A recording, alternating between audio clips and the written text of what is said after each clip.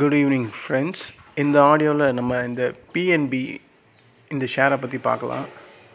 இந்த பிஎன்பி இப்போ இருக்கிற ப்ரைஸ், அதோட ஃபண்டமெண்டல், அதோட சார்ட்டோட டெக்னிக்கல் எப்படி இருக்குன்றத பார்க்கலாம். பிஎன்பியோட இப்போது கரண்ட் ப்ரைஸ் வந்து ஒரு நிமிஷம் லோட் ஆகிட்டுருக்கு.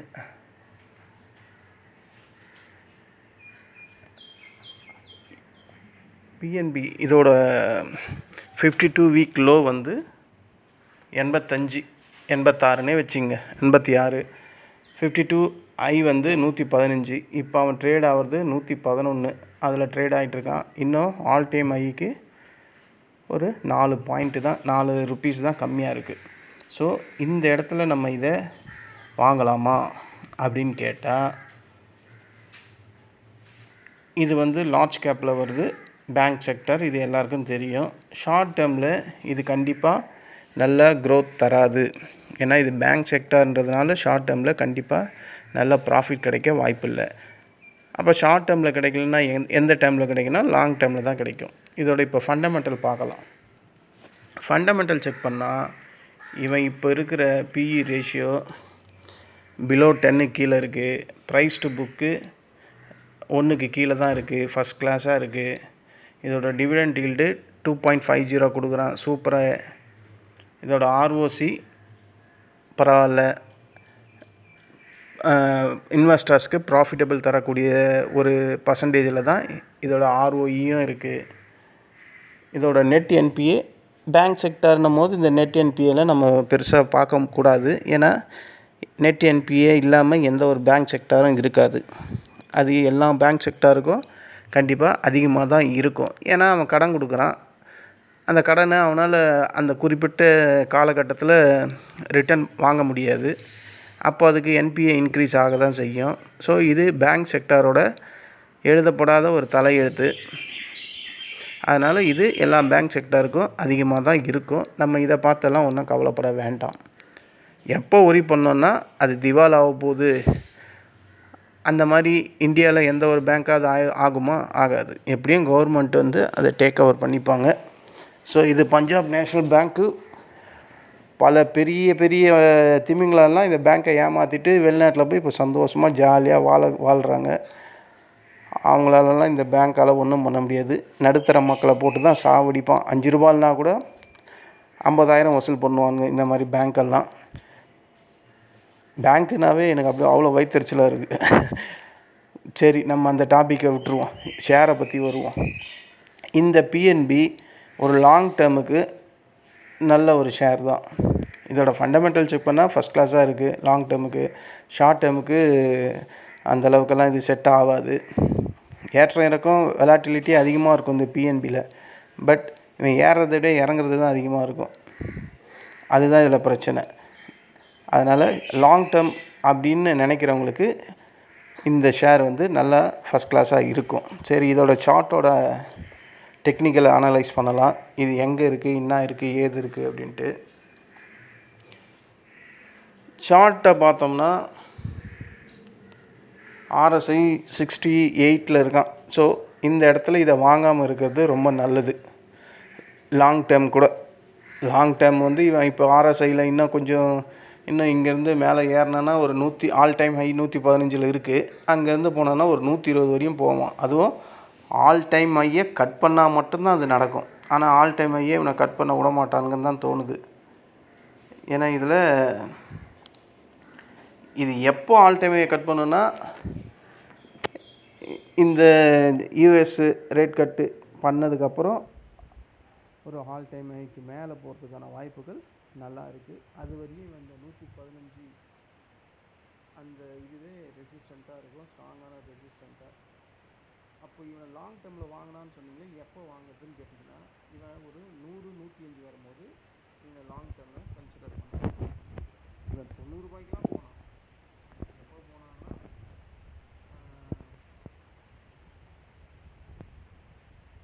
இந்த வருஷம் மே மாதமே போயிருக்காங்க. ரொம்ப வருஷம்லாம் இல்லை, இங்கேருந்து ஒரு 3 மாதத்துக்கு பின்னாடி போனால் இவன் 90 ரூபாய்க்கு போயிருக்கான். அங்கெல்லாம் நம்ம வாங்காமல் போயிட்டோம்.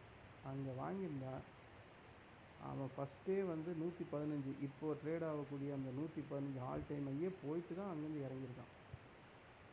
அதுக்கப்புறம் மேலே போயிருக்கான், அப்புறம் இறங்கியிருக்கான், அப்புறம் சைட்வேலேயே போயிருக்கான். சைட்வேல போயிட்டு இப்போ தான் ஏதோ கொஞ்சம் மேலே நிற்கிறான். ஆனால் பக்கத்துலேயே ரெசிஸ்டண்ட் இருக்குது. அது இல்லாமல் ஆர்எஸ்ஐ டெக்னிக்கலில் பார்த்தாலும் அவன் ஓவர் பாட் ஜோனுக்குள்ளே போகிறான். ஓவர் பாட் ஜோனில் போயிட்டான்னா இந்த மாதிரி ஹை வெலாட்டிலிட்டி ஸ்டாக்ஸ் எல்லாம் பிடிச்சி அடிப்பாங்க. இதில் பெரிய பெரிய ஆளுங்கள்லாம் இன்வெஸ்ட்மெண்ட் பண்ணி தான் இருப்பாங்க. ஸோ டெக்னிக்கலாக பார்த்தா இப்போ இந்த ஷேரில் லாங் டேர்ம் போகிறது வேண்டாம். நான் சொன்ன மாதிரி ஒரு 100, 105 அந்த ரேஞ்ச் வரும்போது நம்ம கணிசமாக வாங்கலாம். இல்லை இப்போவே வாங்கினோன்னா இப்போ இந்த இடத்துலலாம் கொஞ்சமாக தான் வாங்கணும் ஷேர், ஒரு 10 ஷேர் தான் வாங்கணும். ஏன்னா இது இங்கேருந்து கொஞ்சம் மேலே போகும்னு நமக்கு தெரியுது, 4-5 பாயிண்ட் மேலே போகும்னு தெரியுது. அந்த ஃபஸ்ட்டு ரெசிஸ்டண்ட்டை கட் பண்ணான்னா ஃபர்தராக இன்னும் ஒரு 6-7 பாயிண்ட் போகும். ஆனால் இதில் ஒரு 5, இதில் ஒரு 12 பாயிண்ட்டுக்காக நம்ம ஒரு 1000 ஷேரை நாளைக்கே வாங்கிட்டேன்னு வச்சுங்க. மேலே போயிடுச்சுன்னா ஓகே, கீழே போயிடுச்சுன்னா அவன் கண்டிப்பாக அந்த 198 போய் டச் பண்ணாமல் மறுபடியும் மேலே போகாது.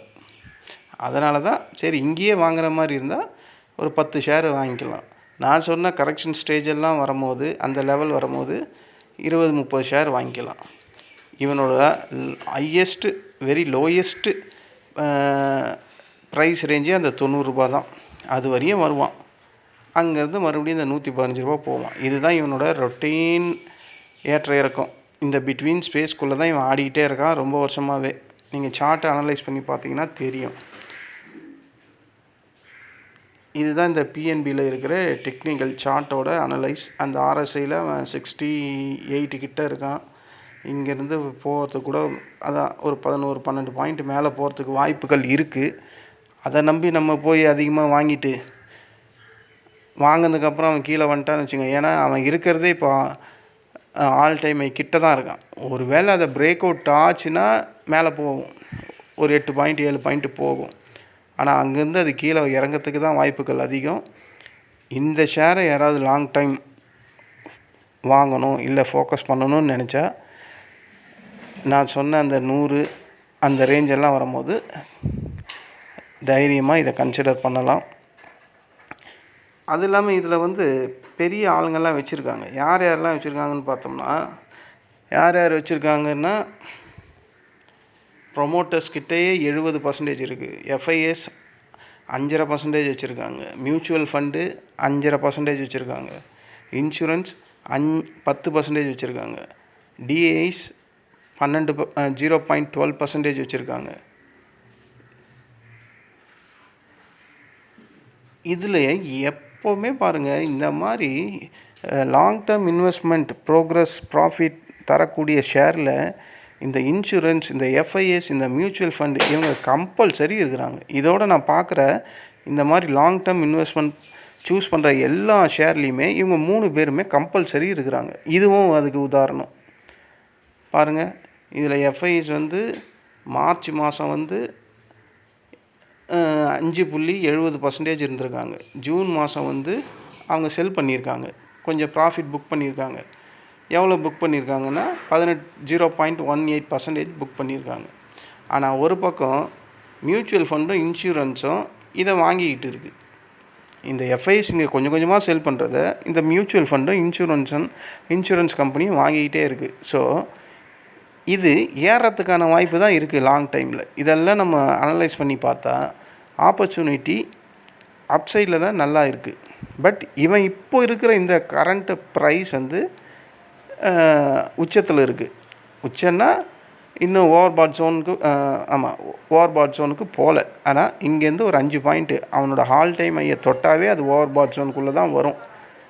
ஒரு வேளை அந்த பிரேக் அவுட் ஸ்டாக்ஸ் அப்படின்னு சொல்லுவாங்கள்ல, அந்த பிரேக் அவுட் ஸ்டாக்ஸுக்கு இது அப்போ எலிஜிபிள் ஆகும். அந்த 115 வரும்போது அதை கட் பண்ணி மேலே போனான்னா அங்கேருந்து ஒரு 7 பாயிண்ட் 8 பாயிண்ட்டு மேலே போகும்.